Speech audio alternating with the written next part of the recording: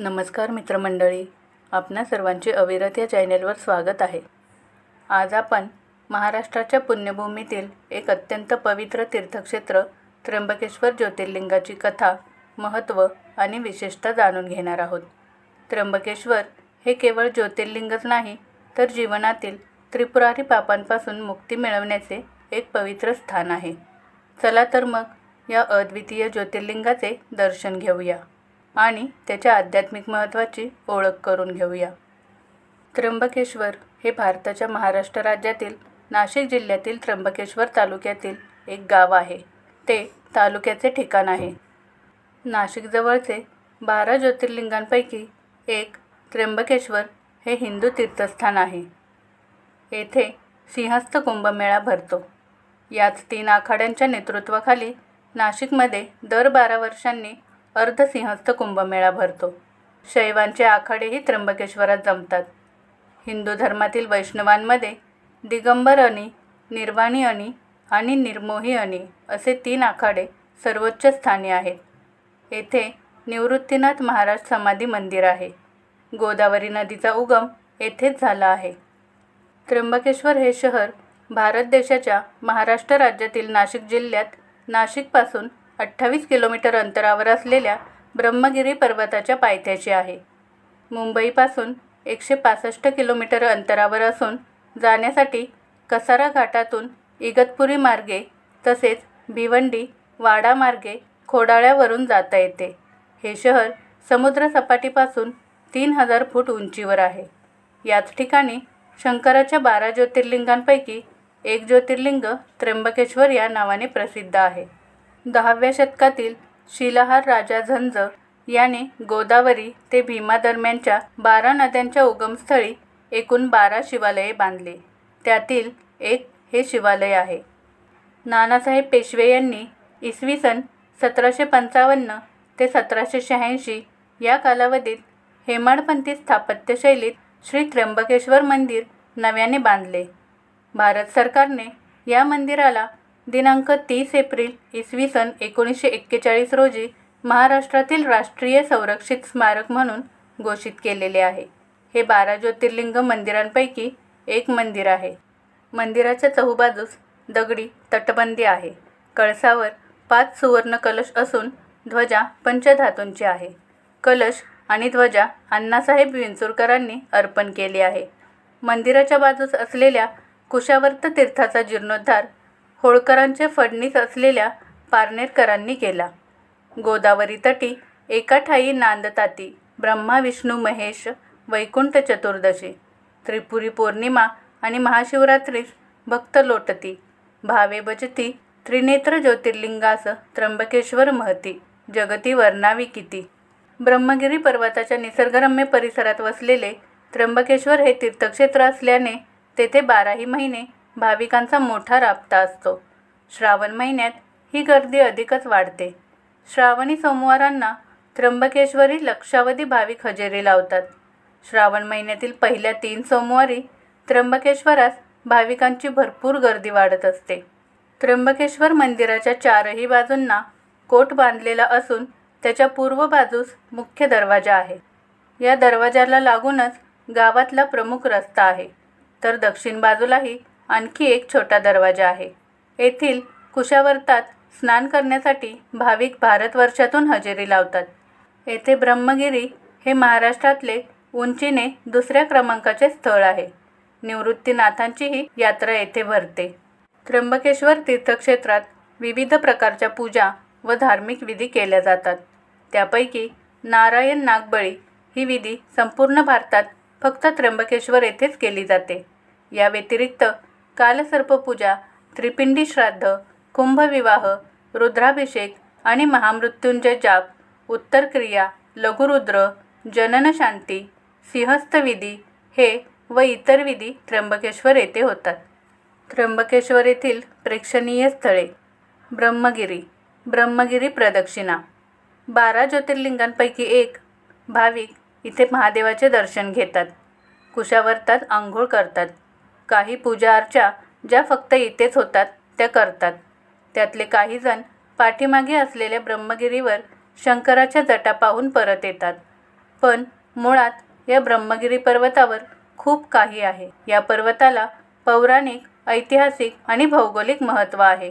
आता आपण ब्रह्मगिरी पर्वत आणि संपूर्ण ब्रह्मगिरी प्रदक्षिणा याबद्दल थोडक्यात माहिती पाहूया. त्र्यंबकेश्वर मंदिरामागे आडवी पसरलेली एक लांबच लांब डोंगर रांग दिसते. हाच तो ब्रह्मगिरी पर्वत. या रांगेचा उजवीकडील भाग हा मूळ डोंगर रांगेपासून थोडा वेगळा झालेला भासतो. एका नैसर्गिक भिंतीने हा उजवीकडील डोंगर मूळ ब्रह्मगिरीशी जोडला गेला आहे. हा ब्रह्मगिरीचा जोडकिल्ला दुर्ग भांडार आहे.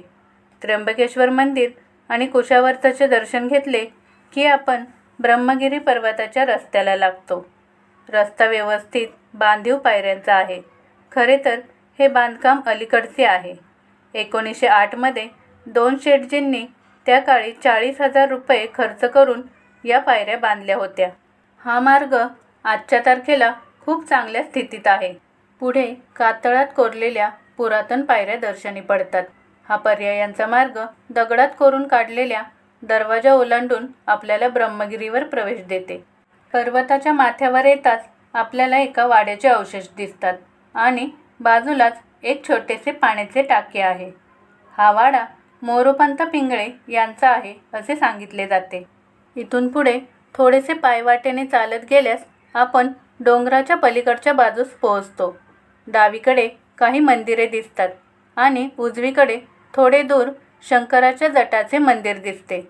भगवान शंकरांनी या ठिकाणी गुडघ्यावर बसून कातळावर जटा आपटल्या आणि गंगेचा इथे उगम झाला अशी आख्यायिका आहे. त्या जटा आणि गुडघ्यांचे ठसे इथे कातळात पाहता येतात. इथून पुढे एक पायवाट दुर्ग भांडार गडाकडे जाते.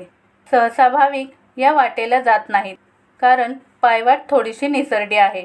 तरी थोडेसे पुढे चालत गेले की समोर दुर्ग भांडाराचे दर्शन होते.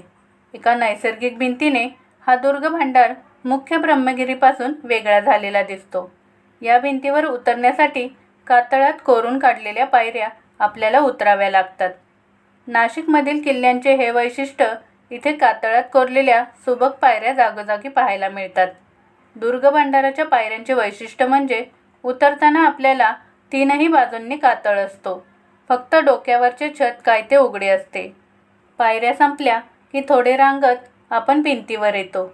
या भिंतीच्या माथ्यावरून चालताना दोन्ही बाजूला दरी दिसते. उजवीकडे त्र्यंबकेश्वर तर डावीकडे हरिहर भास्कर गडाचा परिसर पाहत आपण दुर्ग भांडारपाशी पोहोचतो. इथून पुन्हा तशाच कातळात कोरलेल्या पायऱ्या चढत आपण गडाच्या माथ्यावर जातो. इथून संपूर्ण ब्रह्मगिरी आपण पाहू शकतो. गडाच्या शेवटच्या टोकावर व्यवस्थित बांधून काढलेला बुरुज पाहून पुन्हा परतीचा मार्ग चालू करावा लागतो. पुन्हा महादेवाच्या जटाकडे आलो की सरळ गंगेच्या म्हणजेच गोदावरीच्या उगमस्थानाकडे जावे लागते. इथे गौतम ऋषींचा आश्रम लागतो आणि अगदी थोड्या अंतरावर गोदावरीचे मंदिर आणि नदीचा प्रवाह गोमुखातून होतो. ब्रह्मगिरीवरून 3 नद्यांचा उगम होतो. त्यातील अहिल्या आणि गोदावरीचा खाली मंदिराजवळ संगम होतो. भाविक शक्यतो इथूनच मागे वळतात. पण इथून पुढे जर सरळ चालत गेले तर तिथे एका किल्ल्याचे अवशेष दिसू लागतात. तो मेडघरचा किल्ला आहे. पायवाटेवर चालताना वर ब्रह्मगिरीची 5 शिखरे दिसतात. त्यामुळे ब्रह्मगिरीला पंचलिंगी असेही म्हटले जाते. या शिखरांची नावे साध्य जटा, वामदेव, अघोर, ईशान आणि तटपुरुष. चालत चालत थोडे पुढे गेल्यानंतर गडाच्या दरवाजापाशी पोहोचतो. या गडाच्या दरवाजास हत्ती दरवाजा असेही म्हणतात. समोर तटबंदीचे अवशेष आहेत. दरवाजातून बाहेर पडले की घळीतून खाली उतरण्याची वाट आहे. तर डाव्या बाजूला शेवटच्या टोकावर बुरुज दिसतो. ऐकीव माहितीप्रमाणे या बुरुजास विनय बुरुज असे म्हणतात. बांधून काढलेल्या पायऱ्या काही ठिकाणी दिसतात. पण वरची तटबंदी ढासळून खाली आल्याने पायऱ्या आणि वाट काही ठिकाणी मोडून गेली आहे. एका ठिकाणी तर लोखंडी शिडीने खाली उतरावे लागते. गड उतरून खाली आले की काही समाध्या आणि वीरगळी दिसतात. इथून पुढे डावीकडे वळल्यानंतर गडाच्या कातळ भिंतीला समांतर चालत समोरच्या खिंडीपाशी येतात. खिंड ओलांडली की अगदी 15 मिनिटात खाली उतरत त्र्यंबकेश्वराच्या पायथ्याशी येतो. अशा प्रकारे संपूर्ण ब्रह्मगिरीची प्रदक्षिणा पूर्ण होते. तर मित्रमैत्रिणींनो, त्र्यंबकेश्वर ज्योतिर्लिंगाची महती आणि त्याच्या आध्यात्मिक महत्त्वाबद्दल जाणून घेतल्यावर आपल्याला या पवित्र स्थानाचे किती महत्त्व आहे हे नक्कीच समजले असेल. येथे येऊन मिळालेला अनुभव आपल्याला जीवनात नवीन ऊर्जा देईल. अशीच भक्तिभावाने श्रद्धा ठेवून आपण या पवित्र स्थानाचे दर्शन घेऊया. आपल्या आजच्या या धार्मिक यात्रेचा इथेच समारोप करूया. तुमचे अभिप्राय कमेंटमध्ये नक्की कळवा आणि आमच्या व्हिडिओला लाईक करून जास्तीत जास्त शेअर करा व सबस्क्राईब करायला विसरू नका. पुन्हा भेटूया पुढच्या व्हिडिओत. तोपर्यंत धन्यवाद.